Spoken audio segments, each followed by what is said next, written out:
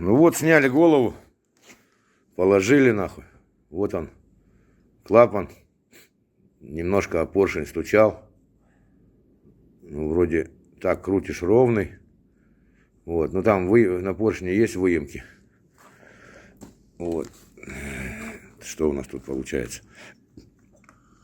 Вот здесь у нас как бы и получается то, что клапан висит.